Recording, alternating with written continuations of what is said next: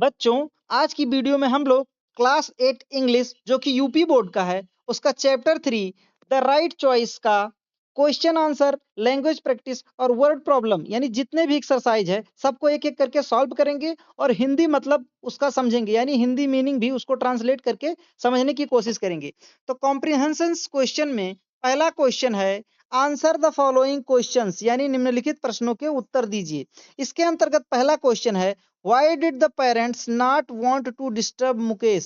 Why did the parents यानी जो माता पिता थे not want नहीं चाहते थे to disturb मुकेश यानी मुकेश के माता पिता उसे क्यों डिस्टर्ब नहीं करना चाहते थे? तो इसका आंसर होता है Mukesh was preparing for the board exams. Mukesh was preparing, Mukesh was का मतलब होता था प्रिपेयरिंग यानी तैयार कर रहा था फॉर हिज बोर्ड एग्जाम्स, अपने बोर्ड का एग्जाम्स की तैयारी कर रहा था। देयरफॉर इसलिए the parents did not want to disturb Mukesh, इसलिए उसके माता पिता नहीं चाहते थे कि उसे डिस्टर्ब करें, उसे परेशान करें।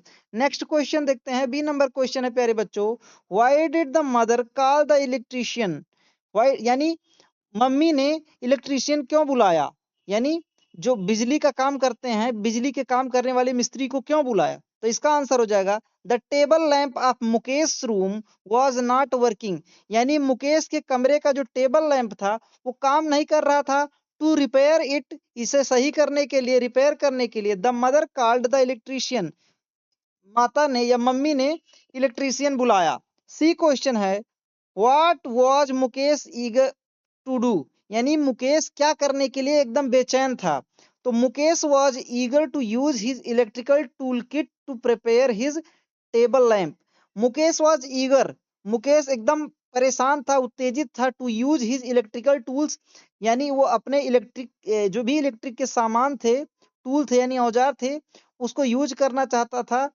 उस एक minute, Mukesh was eager to, हाँ उसे प्रयोग करना चाहता था कि वह टेबल लैंप को सही कर दे। ठीक है, डी क्वेश्चन देखते हैं, what type of course did Mukesh want to take up? Mukesh किस तरह के कोर्स लेना चाहता था, यानी आगे की पढ़ाई में किस तरह का कोर्स करना चाहता था? जैसे हम ही लोग कहते हैं कि भैया 12 पास हो गए, अब बताइए डॉक्टरी पढ़ेंगे, इंजीनियरिंग पढ़ेंगे, या 10 से ही पूछने लगते हैं कि क्या पढ़ेंगे। ठीक है, वैसे ही तो इसका आंसर हो जाएगा Mukesh wanted to join, Mukesh चाहता था जुड़ना, अ कोर्स एक ऐसा course that could help him जो उसकी मदद कर सके, to take up his hobby as a profession, यानी जो उसकी हॉबी थी, जो चीज उसका शौक था करने के लिए, वही उसका पहचान बन जाए आगे चल के। जैसे मान ले कि अभी मैं एक टीचर हूँ, मुझे पढ़ाना मेरा एक शौक है अभी के समय में, लेकिन मैं इसी हॉबी पे ऐसा काम करूँ कि आगे चल के यही मेरा प्रोफेशन बन जाए, यही मेरा काम बन जाए और यही करने में मुझे मजा आने लगे। तो मुकेश भी चाहता था कि ऐसा कोर्स कर लो, और मुकेश कैसा कोर्स करना चाहता था? इलेक्ट्रिक से रिलेटेड कोर्स करना चाहता था, क्योंकि मुकेश को सभी तरह के लैंप, फैन, ये जो भी इलेक्ट्रिक से चलने वाली चीजें हैं उसे बनाने में उसे बड़ा मजा आता था। ई क्वेश्चन देखते हैं, name the institute in which Mukesh got admission. Name the student institute, यानी उस संस्था का नाम बताओ जिसमें मुकेश ने एडमिशन लिया। ठीक है, प्रवेश लिया। ठीक है, तो इसका आंसर हो जाएगा Mukesh got admission, Mukesh admission प्राप्त करता है इन टेक्निकल ट्रेनिंग इंस्टीट्यूट, यानी एक टेक्निकल ट्रेनिंग इंस्टीट्यूट नाम का एक इंस्टीट्यूट था, उसमें वो एडमिशन प्राप्त करता है। यह क्वेश्चन देखते हैं प्यारे बच्चों, why is it necessary to take the right decision at the right time? यह क्यों जरूरी है कि सही समय पर सही निर्णय लिया जाए? इसका आंसर ये देखिए, हमारे लिए भी जरूरी है प्यारे बच्चों, ये आपके लिए ही ये लाइन लिखी गई है। इट इज नेसेसरी, यह जरूरी है, टू टेक राइट डिसीजन, सही डिसीजन लेना, सही निर्णय लेना, एट राइट टाइम, सही समय पे, बिकॉज क्योंकि इट लीड्स द सक्सेस, क्योंकि यह सक्सेस को आगे बढ़ाता है, यानी आपको सक्सेस करता है, सफल करता है। अ रॉन्ग डिसीजन, एक गलत निर्णय, टेकन लिया गया एट अ पर्टिकुलर टाइम, किसी भी समय पे, can result in running ruining the future. ठीक है, कैन रिजल्ट, उसका परिणाम ऐसा हो सकता है कि वो र्यून कर सकता है, यानी आपके भविष्य को बर्बाद कर सकता है एक गलत निर्णय। ठीक है, अभी दूसरा क्वेश्चन देखते हैं, arrange the following events in order as they appear in the story. तो नीचे हम लोग को ऐसे वाक्य दिए गए हैं जो कोई स्टोरी के लास्ट में आया, कोई स्टोरी के बीच में आया, तो ऐसा हो गया कि लास्ट वाला सबसे ऊपर लिख दिया और ऊपर वाला सबसे नीचे लिख दिया। तो उसको हमें सही ऑर्डर में लिखना है, यानी सही तरीके से लिखना है। ठीक है, तो हम लोग कहानी पढ़े हैं इसलिए हम लोग इसे सही ऑर्डर में लिख सकते हैं। जैसे लिखा है द इलेक्ट्रीशियन अराइव, तो बताइए कहानी में ऐसा पहले था कि इलेक्ट्रीशियन पहुंच गया था? ऐसा तो था नहीं। The table lamp stop working, तो कहानी में सबसे पहले टेबल लैंप ही काम करना बंद कर दिया था? नहीं। तो सबसे पहले कौन सी लाइन आएगी? सबसे पहले आएगी 5वीं line, Rakesh vacations begin, Rakesh की छुट्टियां शुरू हो गई थी। ठीक है, पहली तो ये चीज आ गई। ठीक है, दूसरे में आएगा the table lamp start working. ठीक है, तो दूसरे में दूसरा ही लाइन आ जाएगा कि the table lamp start working. ठीक है, तीसरे लाइन में आएगा Rakesh goes to call the electrician, तो ये Rakesh goes to call the electrician ये चौथा लाइन है, तो तीसरे नंबर पे चौथा लाइन आ जाएगा। अगला है मुकेश रिपेयर्स द लैंप, तो मुकेश लैंप को बनाता है, चौथे नंबर पे छठा लाइन आ जाएगा। उसके बाद आएगा द इलेक्ट्रीशियन अराइव्स, अब 5वें लाइन पे ये पहला लाइन जाएगा। ठीक है, द इलेक्ट्रीशियन अराइव्स। ठीक, उसके बाद है 6वें लाइन पे मुकेश टॉप्स द क्लास, और जो तीसरे पे लिखा है एकदम 6वें पे जाएगा कि मुकेश क्लास को टॉप करता है। तो प्यारे बच्चों, इसको आप क्वेश्चन के तौर पर लिखेंगे, और जो ये बगल में जिसमें मैं टिक नहीं लगाया हूं, इसको आप कैसे लिखेंगे? इसको उसके बगल में लिखेंगे। आई होप आप लोग ये बात समझ गए होंगे। अब वर्ड प्रॉब्लम को देख लेते हैं।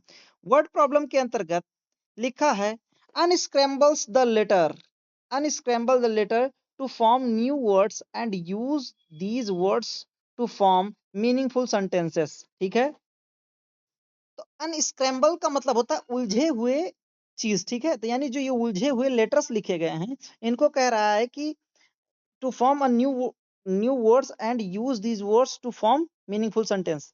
यानी जो अनस्क्रैम्बल्स लेटर्स दिए गए हैं, इनको स्क्रैम्बल करना है, पहले अच्छे से लिखना है, फिर एक सेंटेंस भी बनाना है। तो देखिए लिखे है CABONTIS, कैबेंटियस, ऐसे करके कुछ लिखा है। तो इसका सही से एक शब्द निकलेगा वेकेशंस। क्या निकलेगा? वेकेशंस। और इसका हो जाएगा वाक्य प्रयोग जो बोला है, यानी एक सेंटेंस बनाना है, तो लिखेंगे I will visit my grand मा प्लेस इन द वेकेशंस। ठीक है, यानी मैं अपनी ग्रैंड माँ से मिलूंगा उस जगह पे जब छुट्टियां रहेंगी। ठीक है, इन द वेकेशंस, छुट्टियों में। अब ये देखिए रिकोर्सली पता नहीं क्या लिखा है, तो इसको कहेंगे क्यूरियोसली। क्या कहेंगे? क्यूरियोसली, क्योंकि ये गलत लिखा है। अब इसका वाक्य प्रयोग हो जाएगा I was waiting curiously for my batting turn, यानी मैं बहुत ही क्यूरियोसिटी से, जिज्ञासा से वेट कर रहा था, इंतजार कर रहा था कि कब मेरी बैटिंग आएगी, यानी कब मैं बैट से खेलने को पाऊंगा। ये देखिए NETRSLY लिखा है, तो इसका हो जाएगा स्टर्नली। ठीक है, तो the teacher asked sternly for the completed assessments, तो टीचर ने पूछा स्टर्नली यानी सख्ती से, to complete for the completed assessment, यानी जो असेसमेंट कराया था टीचर ने उसके लिए सख्ती से पूछा। अब देखिए इर्ज करके लिखा है, तो इसका हो जाएगा ईगर। ठीक है, he is eager to join our music band, वह बहुत उत्तेजित था, बहुत ही लालायित था हमारे म्यूजिक बैंड को से जुड़ने के लिए। ये देखिए कुछ करके लिखा है, इसका हो जाएगा सही में प्रोफेशन, हो जाएगा my mother is a lawyer by profession, यानी मेरी मम्मी एक वकील हैं प्रोफेसर से। ठीक है, अब लैंग्वेज प्रैक्टिस के क्वेश्चन को कर लेते हैं, और यही आखिरी क्वेश्चन है। इसमें पहला क्वेश्चन है use the above given phrasal verbs in the sentence of your own to bring out their meanings and one has done for you। ठीक है, एक आपके लिए किया गया है और इसे ही हमको बनाना है। पहले देख लें इसके नीचे। हाँ ठीक है, इसके नीचे कोई क्वेश्चन नहीं, अभी देखिए देखते हैं। तो ये फ्रेजल वर्ड्स दिए हैं। फ्रेजल वर्ब्स का मतलब होता है प्यारे बच्चों ऐसे वर्ब। देखिए फ्रेज का मतलब ये होता है वाक्यांश, जैसे वाक्यांश। तो कॉल्ड आउट यानी बुलाया। ठीक है, टेक अप यानी लेना, सेट अप यानी सेट करना, गेट बैक यानी वापस आना। तो इनको यूज करके हमको एक वाक्य भी बनाना है कॉल्ड आउट का यूज करके। तो देखिए दीपक्स फादर, सॉरी, हाँ, Deepak's father called out for him, तो दीपक के पापा उसे बुलाते हैं। अगला take up, I am thinking to take up French next year, मैं अगले साल फ्रेंच लेने के लिए सोच रहा हूँ।